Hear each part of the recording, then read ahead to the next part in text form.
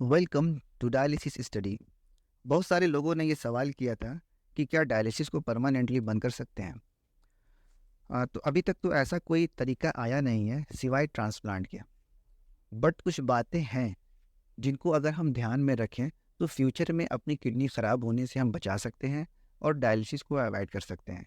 तो स्टार्ट करते हैं कि किन वजहों से किडनी हमारी ख़राब होती है और उससे हम बचाव कैसे करें।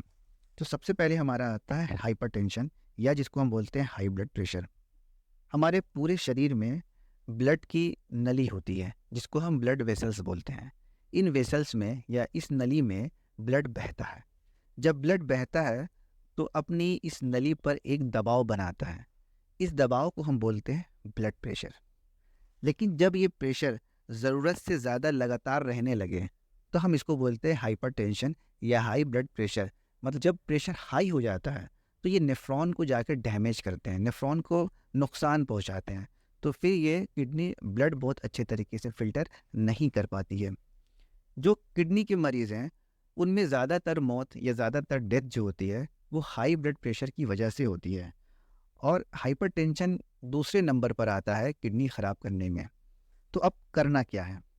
सबसे पहले तो अगर ब्लड प्रेशर के मरीज़ हैं तो मेडिसिन को टाइम पर लेना है और कोशिश ये करना है कि जो ब्लड की नॉर्मल रेंज है अपना ब्लड प्रेशर उस नॉर्मल रेंज के अंदर रखें।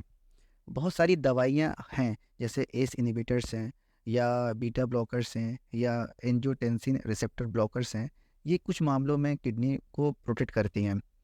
अगर रेगुलर एक्सरसाइज करना है, चाहे आदमी बीपी का मरीज़ है या नहीं है, अगर एक्सरसाइज करता रहेगा तो अपने आप को बचा लेगा। होता क्या है, एक्सरसाइज में आदमी वॉकिंग कर सकता है, स्कीपिंग कर सकता है, तैराकी कर सकता है या बहुत सारे खेल-कूद जिनको वो कर सकता है। जब हम एक्सरसाइज करते हैं तो हमारी बॉडी में नाइट्रस ऑक्साइड रिलीज़ होता है। ये क्या करता है कि हमारी जो ब्लड की नली है उसको ये डायलेट करता है, की वजह से ब्लड प्रेशर कुछ कम हो जाता है। इसके अलावा जो हमारी ईटिंग हैबिट्स है, खाने पीने की जो आदतें हैं उसको बदलनी होगी। अगर अगर हाई ब्लड प्रेशर के मरीज़ हैं तो सॉल्ट या नमक को कम रखना है और ट्राइग्लिसराइड को भी नॉर्मल रेंज में रखना है, कोलेस्ट्रॉल को नॉर्मल रेंज में रखना है। अगर हम बहुत ज़्यादा ट्राइग्लिसराइड को या कोलेस्ट्रॉल को बढ़ा कर रखेंगे तो ये फिर धीरे धीरे हमारी खून की नली में जमा होने लगेगा, फिर बाद में ब्लड प्रेशर बढ़ने का कारण बनेगा। नेक्स्ट रिस्क फैक्टर हमारा है डायबिटीज़। देखिए, हम जो भी खाना खाते हैं वो सिंपल पचने के बाद शुगर में या ग्लूकोज में ब्रेक डाउन किया जाता है, फिर इसको ब्लड स्ट्रीम में या ब्लड में रिलीज़ कर दिया जाता है। फिर क्या होता है कि पैनक्रियाज से इंसुलिन निकलता है। इंसुलिन क्या करता है कि ग्लूकोज को हमारी सेल के अंदर भेजता है, जहाँ पर सेल जो भी इसको ज़रूरी काम है वहाँ वहाँ पर ये इस्तेमाल करती है। बट जब डायबिटीज़ हो जाती है या जिसको शुगर हो जाती है तो बॉडी या तो इंसुलिन बनाती ही नहीं है, या अगर बना रही है तो उस इंसुलिन का इस्तेमाल नहीं कर पाती है, जिसकी वजह से ब्लड में एक्स्ट्रा शुगर आ जाती है, एक्स्ट्रा ग्लूकोज हो जाता है, जिसको हम बोलते हैं हाई शुगर लेवल या डायबिटीज़ बोलते हैं। किडनी ख़राब करने में डायबिटीज़ नंबर 1 पर आता है। ब्लड ग्लूकोज लेवल या ब्लड शुगर लेवल वो नॉर्मल रखना है या नॉर्मल के करीब रखना है। उसके लिए आपको हेल्दी प्लान मील लेना होगा, मीन्स कि खाना पे ध्यान देना होगा, रेगुलर एक्सरसाइज करनी होगी। अगर ओवरवेट हैं तो वेट को कम करना होगा, और अगर आप मेडिकेशन पर हैं या इंसुलिन पर हैं तो उसको टाइमली लेना होगा। अपना कोलेस्ट्रॉल लेवल और ट्राइग्लिसराइड लेवल को भी नॉर्मल रेंज में रखना होगा।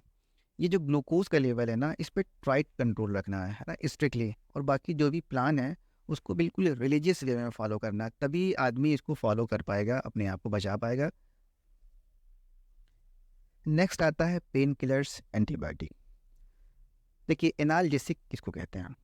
एनाल्जेसिक ऐसी मेडिसिन होती है जो हमारे दर्द को कम करती है या हमारे फीवर को कम करती है या हमारी बॉडी में कहीं सूजन आ गई है तो सूजन को कम करती है। अगर हम एनाल्जेसिक का बहुत ज़्यादा या बहुत दिनों तक लॉन्ग टर्म में अगर हम यूज़ करेंगे तो फिर ये भी हमारी किडनी को ख़राब करता है। जैसे हमारे एनाल्जेसिक में जैसे हमारा डाइक्लोफेनेक है, आइबुप्रोफेन है, बराबर लोग यूज़ करते रहते हैं। एंटीबायोटिक्स, एंटीबायोटिक्स वो मेडिसिन होती है जो हमें इन्फेक्शन से लड़ने में मदद करती है या हमारी इन्फेक्शन को ख़त्म करती है। तो अब करना क्या है इसमें? इसमें ये करना है कि कभी भी अगर आप दर्द की दवाइयाँ ले रहे हैं या एनसेड्स ले रहे हैं, तो 10 दिन से ज़्यादा ना लें। और अगर आप बुखार के लिए दवा ले रहे हैं, तो अगर 3 दिन से में अगर बुखार कम नहीं होता या ख़त्म नहीं होता है, तो डॉक्टर से ज़रूर मिल लें। अपने मन से दवा बिल्कुल ना करें। अगर आप एनसेड्स ले रहे हैं, है ना? या एनाल्जेसिक ले रहे हैं, तो उस टाइम पानी के इंटेक को बढ़ा लेना है। अगर आपको कोई किडनी डिसीज़ है या हार्ट की प्रॉब्लम है, तो सबसे पहले डॉक्टर से कंसल्ट कर लें कि आपके लिए कौन-सी दवा सेफ़ है। क्योंकि बहुत सारी चूँकि एंटीबायोटिक के रिएक्शन से भी किडनी ख़राब हो जाती है, और जब किडनी ख़राब हो रही होती है या किडनी ख़राब हो जाती है, तो बहुत सारी एंटीबायोटिक या एनसेड्स या और भी दवाइयाँ वो देख के चलाई जाती हैं कि ये किडनी पेशेंट के लिए सेफ़ है कि सेफ़ नहीं है।